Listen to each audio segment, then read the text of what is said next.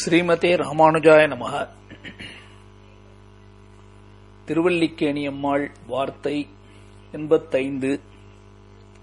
திருவல்லிக்கேணி பெண்பிள்ளை ரகசியம் 85. இருமடல் ஈந்தேனோ கலியனைப் போலே. இருமடல் ஈந்தேனோ கலியனைப் போலே. கலியன் எல்லாருக்கும் நன்றாக தெரிந்தவர். ஆழ்வார்களுக்குள்ளே கடைசியாக வந்த ஆழ்வார் திருமங்கையாழ்வார் என்று பெயர் பெற்றவர். இவருக்கு பல திருநாமங்கள் உண்டு. இவருக்கு தன்னுடைய பெற்றோர்கள் இட்ட பெயர் நீலன் என்பது அவருக்கு கொடுக்கப்பட்ட பெயர். கள்ளர் குலத்திலே பிறந்தார். திருக்குறையலூர் என்று சீர்காழிக்கு அருகிலே, திருவாலி திருநகரிக்கு அருகில் இருக்கக்கூடிய இடம், அங்கேதான் அவதரித்தார். கார்த்திகை நாள் கலையாமி கலித்வம்சம் கவிம் லோக திவாகரம் யஸ்ய கோபி பிரகாசாபிகி ஆவித்யம் நிகதம் தமஹா என்பது அவரை குறித்து சொல்லக்கூடிய ஒரு தனியன். இவருக்கு இருக்கக்கூடிய பல திருநாமங்களுக்குள்ளே ஒரு முக்கியமான திருநாமம் தான் கலியன் என்று. யார் கொடுத்தது இந்த பேரை? இந்த பேரை கொடுத்தவர் வயலாளி மணவாளன். எல்லாருக்கும் தெரிஞ்ச சரித்திரம்தான். திருமங்கையாழ்வார் கொள்ளையடித்து அன்னதானங்கள் பாகவத ததியாராதனம் செய்து கொண்டு வர,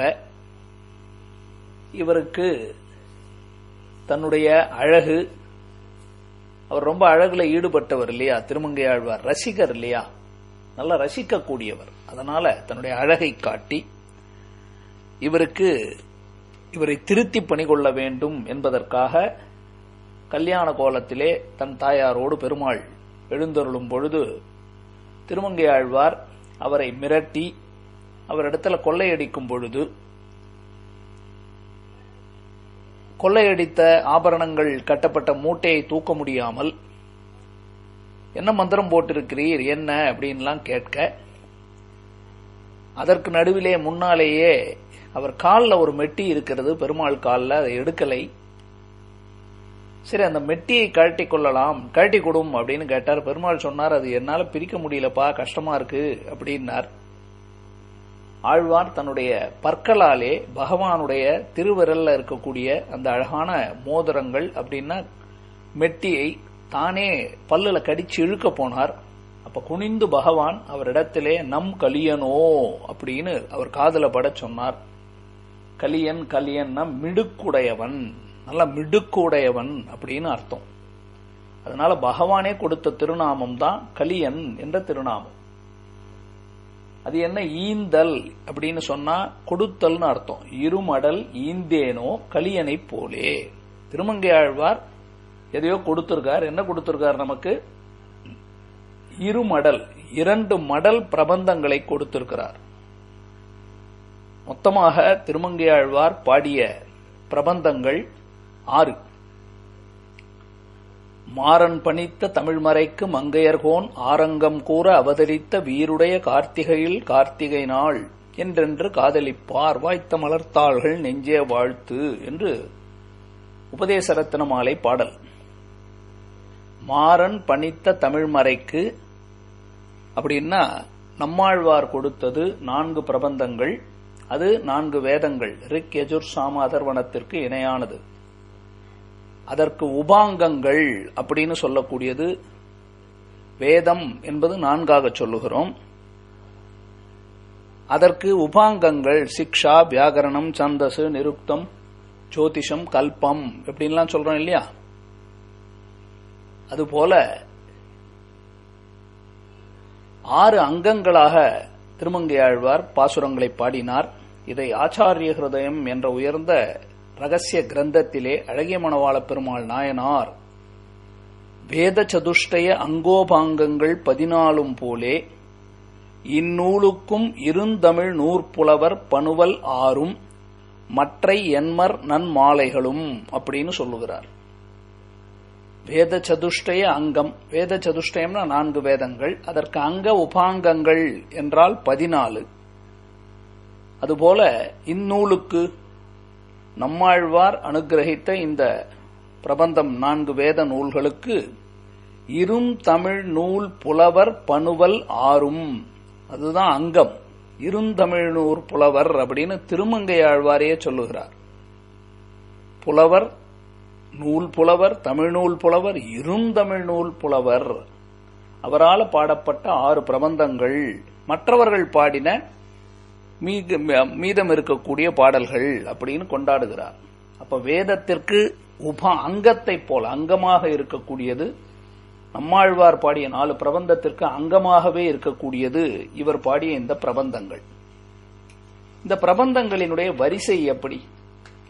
இந்த 6 பிரபந்தங்கள்னு சொல்றோமே, அந்த 6 பிரபந்தங்கள் எப்படி உருவாகின? முதலிலே திருமங்கையாழ்வார் வெண்டியே வேண்டி வீழ்பொருட்கிணங்கி வேட்கனார் கலவியே கருதி அப்படின்னு விஷயாந்தர சுகங்கள், இகலோக சுகம், பெண் இன்பம், தான் ராஜா, ஒரு குறுநில மன்னன் அப்படிங்கறதுல ஆசை, அனுபவம் இதிலே ஈடுபட்டு போனார். பகவன் விஷயத்திலே அவ்வளவாக ஈடுபாடு இல்லாமல் இருந்தார். குமுதவல்லி நாச்சியாருடைய சம்பந்தத்தாலே இவருக்கு பாகவத ததியாராதனை செய்யக்கூடிய ஏற்றம் முதலிலே ஏற்பட்டது. அதற்கு பிறகு இவரை திருத்தி பணிகொள்ள நினைத்த பகவான், இப்பொழுதுதான் சரித்திரம் பார்த்தோம் இல்லையா, வயலாளி மணவாளன் கோலத்துல வந்து தன்னுடைய வடிவழகை எல்லாம் காட்டி அவருக்கு திருமந்திரத்தை உபதேசம் செய்கிறார். கீழே சொன்ன சரித்திரத்தில் மூட்டை கட்டி வச்ச ஆபரணங்களை எல்லாம் தூக்க முடியாமல் போக, என்ன ஐயரே என்ன மந்திரம் போட்டிருக்கீர், ஏன் இதை தூக்க முடியவில்லை என்று கேட்க, ஆம் உமக்கு அந்த மந்திரத்தை உபதேசிக்கிறோம் அப்படின்னு சொல்லி திருமங்கையாழ்வாருக்கு வயலாளி மணவாளன் அன்று உயர்ந்ததான திருமந்திர உபதேசத்தை செய்தார். அந்த திருமந்திர உபதேசம் பெற்ற உடனே, கையிலே மந்திரம் கிடைக்கப்பெற்ற உடனே ஆழ்வார் இப்பொழுது இதுவரையில் அவர் நித்திய சம்சாரியாக இருந்தார். நம்மை போல இந்த பகவானுடைய அருங்கிரகத்தினால் அவர் இப்பொழுது திருமங்கையாழ்வாராக மாறினார். அவருக்கு பகவான் தன்னுடைய அழகு, திருமந்திரம் இதையெல்லாம் காட்ட அவருக்கு ஸ்வரூப ஞானம் பிறந்து, இப்பேற்பட்ட இந்த பகவான், திருமந்திரத்தில் காட்டப்படக்கூடிய அந்த பகவான், பிரணவார்த்தனான ஓம்காரத்தினுடைய காட்டப்படக்கூடிய அந்த பகவான் இருக்கும் இடம் என்று பகவானே தன்னுடைய அர்ச்சாவதாரங்கள், திவ்ய தேசங்கள், கோவில்களை எல்லாம் காட்டிக் கொடுக்க, இவர் ஒவ்வொரு திவ்ய தேசமாக சென்று பகவானை மங்களாசாசனம் செய்து, கடைசியிலே பகவானை விட்டு பிரிந்து விடுவோமோ என்று கலக்கத்திலே ஆற்றங்கரை வாழ் மரம்போல் அஞ்சுகின்றேன் என்று இவர் கலங்கி கிடக்க, அடுத்தபடியாக பகவான் தன்னுடைய வடிவழகையெல்லாம் காட்டுகிறார். சரி, இவர் பிரிந்து போய் விடுவாரோ என்று பகவான் வடிவழகை காட்ட, ஒரு ரொம்ப தண்ணீர் தாகத்துல இருக்கிறவன் திடீர்னு தண்ணீர் கிடைச்சா எப்படி வாரி வாரி அதை முகத்திலையும் வாயிலையும் அப்படி கொட்டி அடித்து கொள்ளுவானோ அதுபோல பகவானை குறித்து பாடினார். திருக்குறுந்தாண்டகம் என்ற பிரபந்தம் பிறந்தது. அப்ப முதல்ல பாடின பிரபந்தம் பெரிய திருமொழி, பெரிய பிரபந்தம் இல்லையா, பெரிய திருமொழி பிரபந்தம் தான் முதல்ல வந்தது. அதற்கு பிறகு பகவானுடைய அழகு அதனை அனுபவித்து பாடினார். அது திருக்குறுந்தாண்டகம் அப்படின்னு பிரபந்தம் உருவாயிற்று. இப்பேற்பட்ட பகவானை விட்டு பிரிந்திருக்க முடியாமல் ஆர்த்தியோடு பகவானிடத்திலே, திருக்குடந்தை ஆறாவமுதனிடத்திலே சரணாகதி செய்கிறார், சரணம் புகுந்தார். திருவெழு கூட்டிருக்கை என்று அந்த பிரபந்தம் 3ஆவதாக உருவாயிற்று. அடுத்தபடியாக அப்பொழுதும் பகவான் முகம் காட்டவில்லை. என்ன செய்யலாம்? அப்ப யோசிச்சு பார்க்கிறார். கடலை கடந்து போக வேண்டும் என்று ராமன் தன்னுடைய வானர முதலிகளோடு குரங்குகளோடு போகணும் அப்படின்னு நினைக்கும் பொழுது, அந்த கடலரசன் வழிவிடவில்லை என்ற உடனே எப்படி ராமர் கோபித்து கையில வில்லை எடுத்து சாபமானேய சௌமித்ரே, இந்த கடலை வத்தடித்து விடுகிறேன், இந்த வானர முதலிகள் நடந்தே செல்லட்டும் என்று சொன்னாரோ அதுபோல இந்த பகவானை மிரட்டியாவது நம் பணிகை காரியத்தை செய்து கொள்ளுவோம் என்று மடலூறுகிறார் அப்படிங்கிறது தான் அடுத்தது 2 பிரபந்தங்கள் வந்தது. முதலில் சிறிய திருமடல், அடுத்தது பெரிய திருமடல் என்று மடலூர்தலை செய்தார். அதத்தான் இந்த இடத்திலே இருமடல் ஈந்தேனோ, 2 மடல்களை பகவானை குறித்து பாடியிருக்கிறார். அது என்னன்னு பார்ப்போம். இப்படி இவர் மிரட்டுகிறார். இந்த மடலூர்தல் என்னன்னு கேட்டா, மடல் ஊர்துமே அப்படின்னு சொல்றார். மடல் ஊர்ந்து விட்டோம் இல்ல, மடல் ஊறுவேன் அப்படின்னு சொல்றார். இவர் மடல் ஊர்ந்து விடுவேன், இவர் மடல் ஊர்ந்து விட்டால் தன்னுடைய பகவானுடைய விபவாவதாரங்களை அழித்து விடுகிறேன், அர்ச்சாவதாரத்தை அழித்து விடுறேன், ஸ்வரூப ரூபங்களை எல்லாம் அழித்து விடுகிறேன். இவர் செய்கிற காரியத்தை பார்த்த உடனே பகவான், சரி அர்ச்சாவதாரமும் அழித்து விட்டார், எப்படி அப்படின்னு அழிச்சிட போறதில்ல, உன்னுடைய பெருமைகளை எல்லாம், உன்னுடைய தாட்சிகளை பேசுகிறேன், எல்லாமே பண்ணிடுறோம் உன்னுடைய பெருமைகள் அப்படின்னு பெருமாளை குறித்து மிரட்டி பாட, பெருமாள் இவருக்கு தன்னுடைய உள்ளபடி உள்ள சொரூபத்தை காட்டி இவருக்கு பிரத்யக்ஷ சாட்சாத்காரம் என்று சொல்லக்கூடிய தன்னுடைய இயல்பான தன்மை நிலைகளை எல்லாம் காட்டிக் கொடுக்க, சொரூப அனுபவத்தை எல்லாம் காட்டிக் கொடுக்க, அதனை பாடி 6வது பிரபந்தமான திருநெடுந்தாண்டகம் என்ற பிரபந்தத்தாலே தலை கட்டுகிறார் என்பதுதான் சரித்திரம். மடல் மடல் என்றமே என்னது? மடல் என்பது அகப்பொருள் சார்ந்த ஒரு சிற்றிலக்கிய வகை. தமிழர்களுடைய இலக்கிய வகையிலே அகப்பொருள் சார்ந்த ஒரு சிற்றிலக்கிய வகை அப்படின்னா ஒரு காதல் குறித்த ஒரு இலக்கியம். ஒரு தலைவன் தலைவி அவர்களுக்குள்ள இருக்கக்கூடிய காதல், அந்த காதலை பற்றிய ஒரு இலக்கியம். தலைவனும் தலைவியும் நீண்ட நாட்களாக காதலிக்கிறார்கள். ஆனால் அவர்களை அங்கீகரிக்க மறுக்கிறார்கள், அவர்களை சேர்த்து வைக்க மறுக்கிறார்கள், அந்த பெண்ணை கொடுக்க மறுக்கிறார்கள். அப்ப அந்த ஆண் என்ன செய்வான்? ஒரு பனை மரத்தினுடைய கிளை, அதற்கு பனை மட்டை அப்படின்னு பேர். பனை மரம் இருக்கு இல்லையா, அதனுடைய கிளைக்கு பனை மட்டைன்னு பேர். அது 2 பக்கத்திலையும் ரொம்ப கூரா முள்ளு முள்ளா இருக்கும். அதனால அந்த பனை மட்டையை வச்சு ஒரு குதிரை போன்ற ஒரு உருவத்தை செய்வார்கள். அது நல்ல கனமா இருக்கும், கடினமா இருக்கும் பனை மட்டை. அதை செய்து கீழே உருளைகள், சக்கரங்களை வச்சு ஒரு வண்டி மாதிரி செய்து அதன் மேல காதலன் உட்கார்ந்து கொள்ளுவான். காதலன் உட்கார்ந்து கொண்ட உடனே கயிறு வச்சு கட்டி இழுத்து கொண்டு அந்த காதலன் அமர்ந்திருக்கக்கூடிய பனை மடலால் செய்யப்பட்ட குதிரையை இழுத்து கொண்டு போவார்கள். கையில ஒரு ஓவியம் வரையப்பட்ட துணி வைத்திருப்பான். ஒரு துணியில ஓவியத்தை வரைந்து வைத்திருப்பான். அது அந்த பெண்ணினுடைய ஓவியம். இந்த பெண் அவளை ஓவியமாக வளைந்து நாற்சந்தி முச்சந்தி தெருவினுடைய நடுபாகத்துக்கு போய் தலைவன் அந்த தலைவியை பற்றி பாடுவான். இப்பேற்பட்டவள், இவளோடு இப்படி காதல் பட்டேனே, இவளோடு வாழ முடியாமல் என்னை இப்படி ஆக்கிவிட்டார்களே, நான் இப்படி வருத்தப்படுகிறேனே, என்னிடத்தில் அந்த பெண்ணை சேர்க்க மறுக்கிறார்களே, அவளும் ஆசைப்படுகிறாளே, இவ்வளவு அழகானவளாயிற்றே, எங்க 2 பேருக்கு இவ்வளவு தூரம் பிடிச்சிருக்கே, இப்படி செய்கிறார்களே என்று பாடுவாள். இதுக்கு பேர் தான் மடலூர்தல் என்று நம்முடைய தமிழர்களுடைய இலக்கணம். பழைய இலக்கியங்கள்ல பார்க்கலாம். அதனால என்ன பயன்? ஒன்னு, பெண்ணின் பெற்றோரே ஐயோ இந்த பையன் நல்ல பையனா இருக்கானே, இவ்வளவு தூரம் வருத்தப்படுறானே, இந்த பெண்ணும் ஆசைப்படுறாளேன்னு சேர்த்து வைத்து விடுவார்கள். இல்லன்னா ஊர் மக்கள் எல்லாம் சேர்ந்து, என்னப்பா இது சேர்த்து வச்சிரேன் என்ன ஆயிடப்போகுது அப்படின்னு ஊர் மக்கள் சேர்த்து தலைவனையும் தலைவியையும் சேர்த்து வைப்பார்கள். ஒன்னு இல்லைன்னா அரசன் வருவான், அரசனே சேர்த்து வைப்பான். இதுதான் மடல் ஊறுதலினுடைய பயன். மடல் ஊறுதல் இல்ல ஊற துணிதலா அப்படின்னா, மடல் ஊற துணிகிறான் அப்படின்னா மிரட்டுறது. மடல் ஊறிடுவேன், மடல் ஊறிடுவேன், மடல் ஊறிடுவேன்னா ஐயோ வேணாம் வேணாம்பா, அது ரொம்ப தவறாயிடும், அசிங்கமாயிடும் அப்படின்னு பயந்து போய் செய்து வைத்து விடுவார்கள். அதுவும் நடக்கவில்லை என்றால் அப்ப கட்டாயமா மடல் ஊறுதல், மடல் ஏறுகிறான், மடல் ஊர்ந்து விட்டான் அப்படின்னு சொல்லுவாங்க. அப்ப நிஜமாவே குதிரை வண்டியில போறது. அப்ப நான் இந்த மாதிரி குதிரை வண்டியில உட்கார்ந்து, குதிரை பனை மடல் குதிரையில உட்கார்ந்து வரப்போறேன், நாச்சந்தி முச்சந்தியில பேச போறேன்னு மிரட்டுறது படலூறுது. மடல் ஏற துணிதல், மடல் ஊறிடுவேன் அப்படின்னு மிரட்டுறது. அடுத்தது மடலே ஊறுதல்.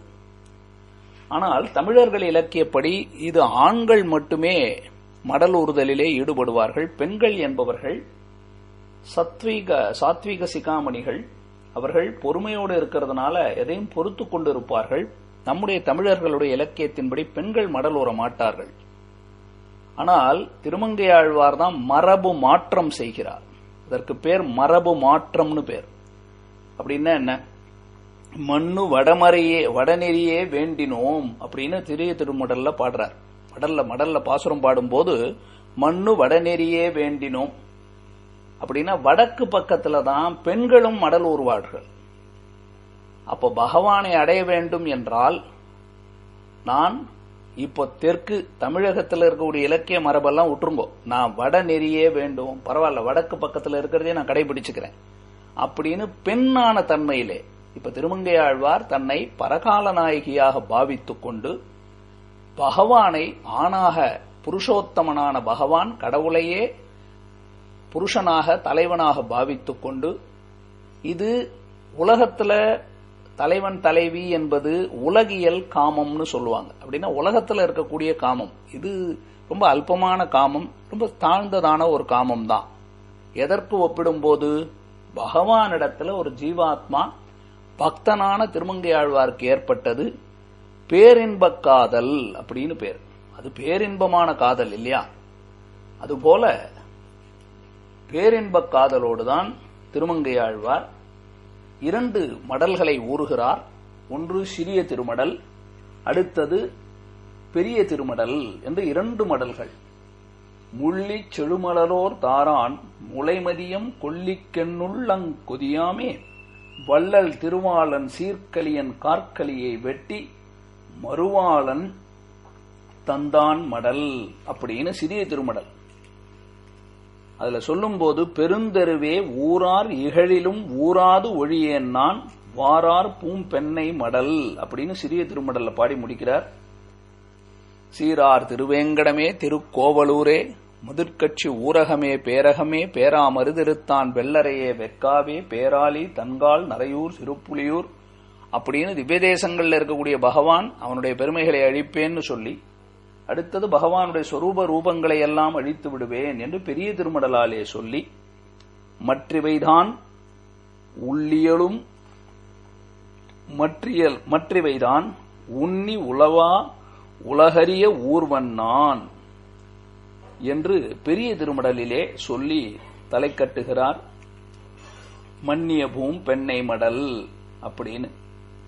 அப்ப அந்த 2 மடல்களை, அதாவது ஒரு பெண் பாவனையில தமிழர்கள் செய்யாததையும், ஆனால் பகவானிடத்தில் இருக்கக்கூடிய பேரவா பேரின்ப காதலாலே பகவானை மிரட்டியேனும் தன் காரியத்தை செய்து கொள்ள வேண்டும் என்று வேற ஆழ்வார்கள் நம்மாழ்வாரும் முயற்சி செய்தார்.